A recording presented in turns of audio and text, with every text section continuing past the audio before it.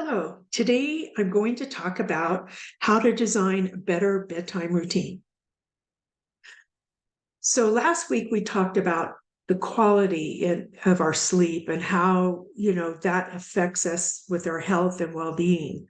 Today we're going to just talk about the routine that leads us up to going to bed and to help us to have better sleep. So creating and maintaining a consistent bedtime routine can help you get the sleep you need to feel rested and alert the next day. Although it can be easier said than done, especially if you tend to be active on your days off, following sleep hygiene guidelines can help cement your bedtime routine and improve your sleep habits. So what is sleep hygiene? Well, sleep hygiene is a catch-all term for habits and behaviors that influence sleep. If you practice healthy sleep hygiene, it can help you fall asleep more quickly, remain asleep throughout the night, and feel refreshed in the morning. On the other hand, if you practice poor sleep hygiene, it will have an adverse effect on your sleep quality as well as the duration of your sleep. The standards for sleep hygiene are constantly evolving as more and more research is conducted about sleep. But here are the current sleep hygiene guidelines right now. They fall into two categories. The first category pertains to activities and habits that you do during the day that impact your sleep. And these guidelines include, let me bring up the slide here, that you follow a consistent sleep-wake schedule. So going to bed and waking up at the same time each day can help you establish a healthy routine and sleep better each night. In order for this system to be effective, you should follow the same schedule on the weekends and during vacation periods if you can, right? And keep in mind that adults should sleep 7 to 8 hours each night. Carefully time your naps. Napping after 3 p.m. can be disruptive to your sleep. Furthermore, nap duration is an important consideration. Napping for more than 30 minutes can lead to deep sleep, which will create feelings of confusion and grogginess after waking up that may last up to 4 hours. Shorter naps, on the other hand, make you feel refreshed without the cognitive impairment. Most experts recommend that healthy people who are not sleep deprived take short naps, defined as ranging from 5 to 20 minutes. Due to the nature of the human sleep cycle, naps longer than 30 minutes might induce a phenomenon called sleep inertia, in which you feel confused and groggy, just like I was saying before, for a brief period upon waking, and your performance will suffer. Research has shown that a shorter nap, ranging from 5 to 15 minutes, can perk you up immediately and provide increased cognitive benefits lasting from 1 to 3 hours. You might wake up experiencing sleep inertia after a nap lasting longer than 30 minutes, but improved cognition will eventually kick in, and it could outlast the benefits of a shorter nap. So, tips for your best nap. In preparation for your nap, set an alarm for your desired nap length and find a comfortable environment to bed down. Since quiet and darkness can help you sleep, try to block out noise and light. Consider using a sleep mask to cover your eyes and earplugs or white noise machine to shut sound out. Relaxation techniques have also been demonstrated to improve naps. Online recordings and sleep apps can guide you through progressive muscle relaxation or hypnosis. Not everyone finds naps helpful, and some people may find it difficult to fall asleep in the middle of the day. However, if you lie down to take a midday nap but do not fall asleep, you might still obtain benefits from just quietly resting. Researchers have found that what they call napitation, a brief nap or meditation, can slow brain waves and result in similar levels of rejuvenation after getting back up. So another category in this first sleep hygiene category is to exercise daily. Physical activity during the day can help you feel more tired and ready for sleep in the evening. Exercising close to bedtime may cause arousals that make falling asleep more difficult. So morning to mid-afternoon will probably be the best time for you to exercise. Spend some time in the sunshine. Natural light and darkness guide the circadian rhythms that regulate your sleep cycle. Exposing yourself to sunshine during the day can help keep your circadian cycle properly aligned. And the last one is to avoid nicotine products. Nicotine, cigarettes, chewing tobacco, and other tobacco products that contain nicotine can interfere with healthy sleep. Researchers have documented sleep disturbances among active nicotine users, as well as those experiencing withdrawals from quitting the tobacco.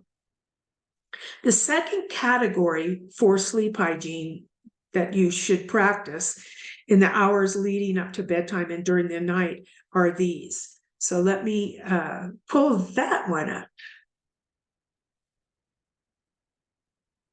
Okay, so abstain from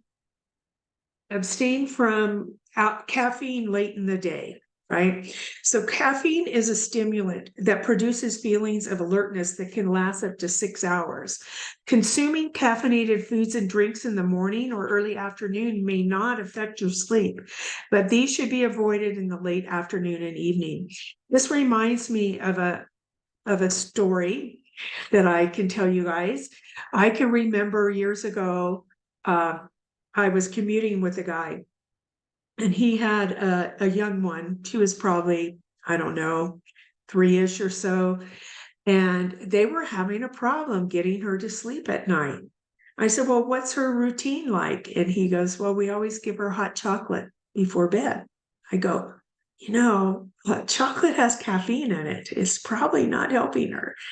So, so they quit doing that. But, you think about the things that you're having before bed. Does it contain caffeine? If it does, you might want to refrain from doing that and find something that might not have caffeine, like a herbal tea or something, right? The next one on that list, and let me bring that back up, was to refrain from alcohol before bed. So many people believe alcohol is a sleep aid, but this is really false. Alcoholic drinks can induce feelings of sleepiness where you'll fall asleep more easily, but it can also cause sleep fragmentation during the night that interferes with your sleep cycle. The effects of alcohol on sleep are largely dose dependent.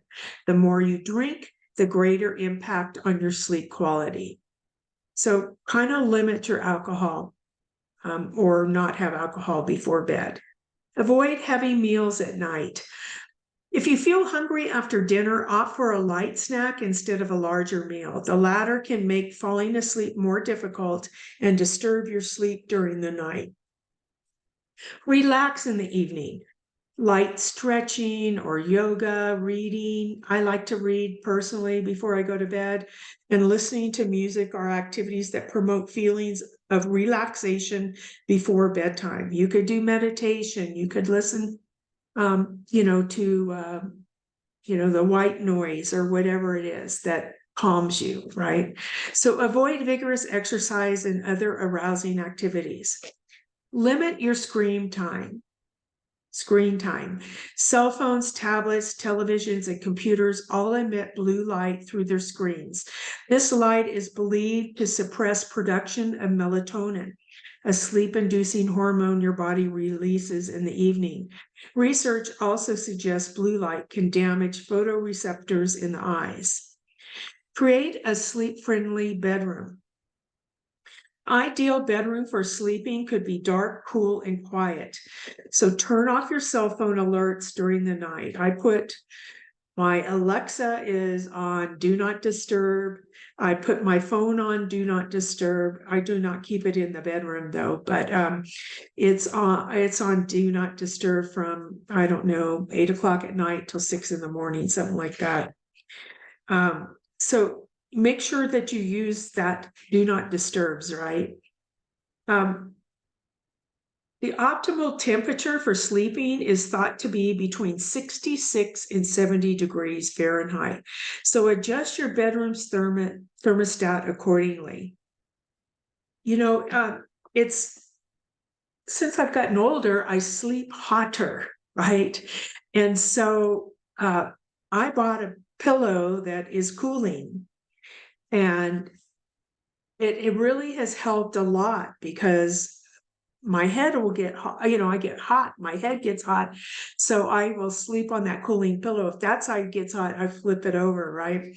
So make sure that if you need something like that, to get that for yourself. They're a little on the pricey side, although now I notice they do have pillow covers that you can put on your pillow that has a cooling thing on it. I'm not sure how they work, or if they work well or not, but if that's something for you, like your head gets hot or whatever, you might want to think about that.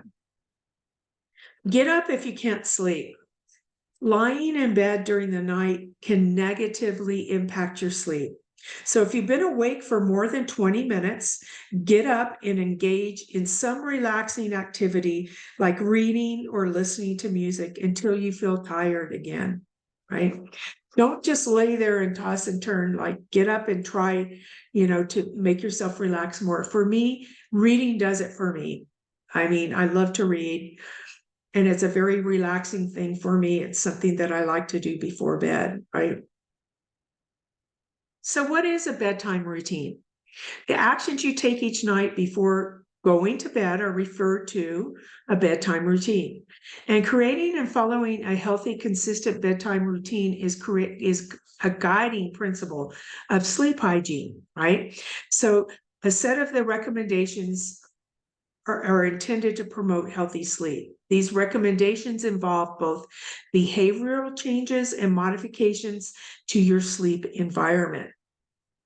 So, tips for bedtime routines for adults. So, let me bring up the next slide. Okay.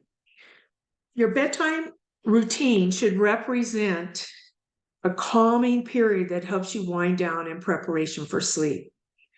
These are steps you can take to establish an effective bedtime routine. So, you want to go to sleep and wake up at the same time.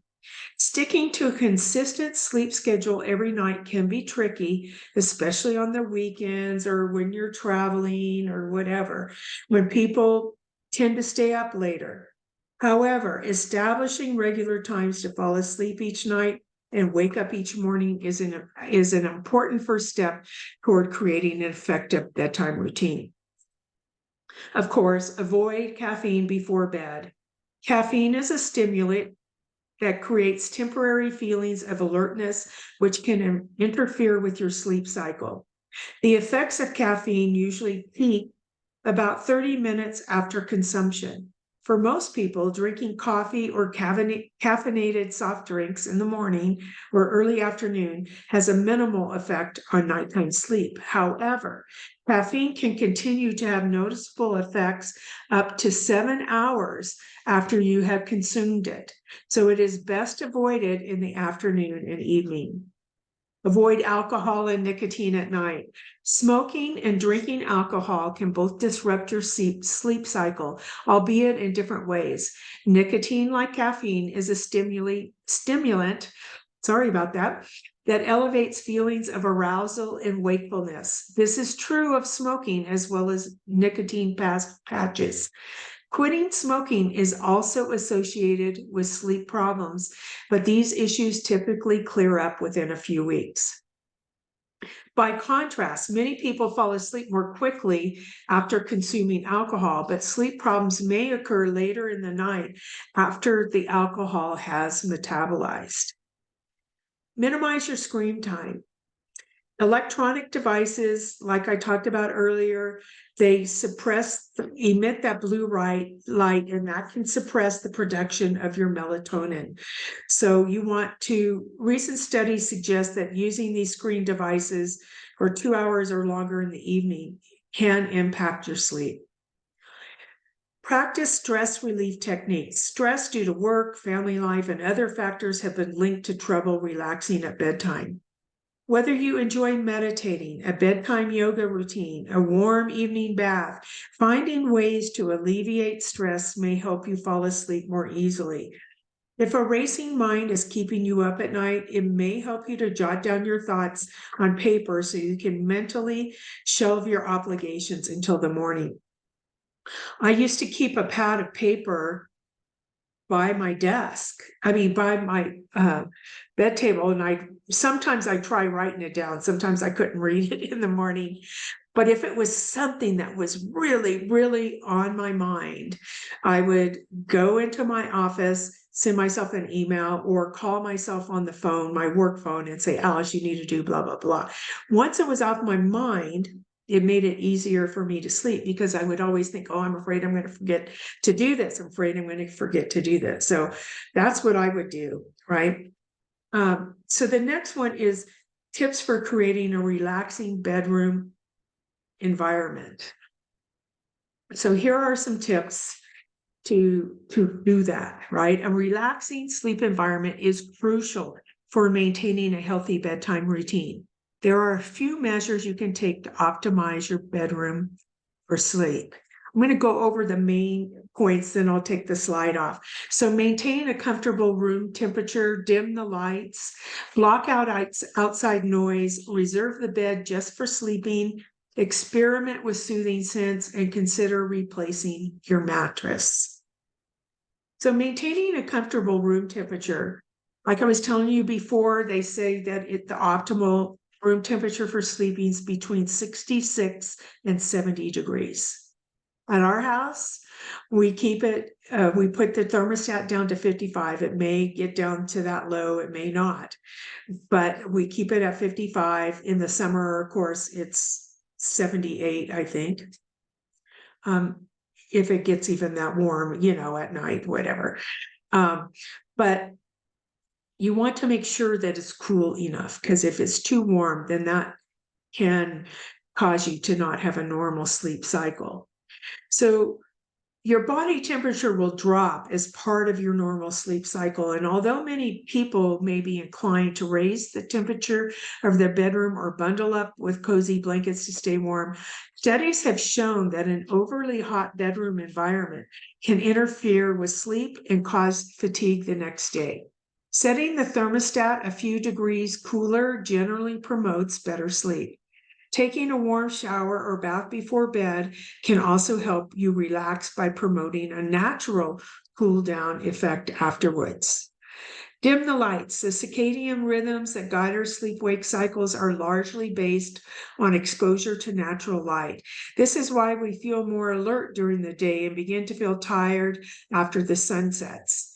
Exposure to artificial light in the evening essentially tricks our brain into thinking it is daytime, which can interfere with melatonin production.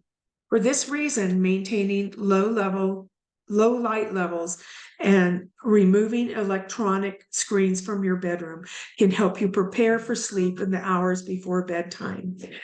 Another thing that I do is I take a tart cherry, sorry about that, tart cherry extract pill before I go to bed at night. It seems to help me fall asleep a little bit better. And I kind of learned about them I just get them on Amazon. But I learned about them at a Weight Watcher meeting. A lady worked for a trucking company. And the truckers, work all these different hours and everything. And they had them drinking tart cherry juice to help them sleep, help them go to sleep at different hours. And I thought, well, I don't really want the calories of the juice, but maybe they have something else I could do. So I found this tart cherry extract capsules that work really well. It helps me to fall asleep faster, I think. And maybe even better, I don't know about my sleep quality, but it does help me to fall asleep. So I'll put that in the link in the email I send out. And I'll also put a link down below at the YouTube here for those people that are not in my Zoom focus groups. Block outside noise. So ambient noises during the night have been linked to sleep disturbances. Some studies also suggest nighttime noise can increase the risk of stroke or cardiovascular disease. If you are unable to guarantee a quiet bedroom environment, consider masking noise with the aid of white noise, ambient sounds, or relaxing music.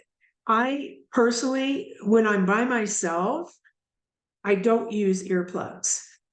But when when my husband's here or I'm in an environment, with someone else, sleeping with someone else, sleeping in a hotel with a friend or something like that, I like to use earplugs so that, or if it's in a place I'm not used to, right? And there's different noises, maybe you're near a freeway or whatever, I will use earplugs.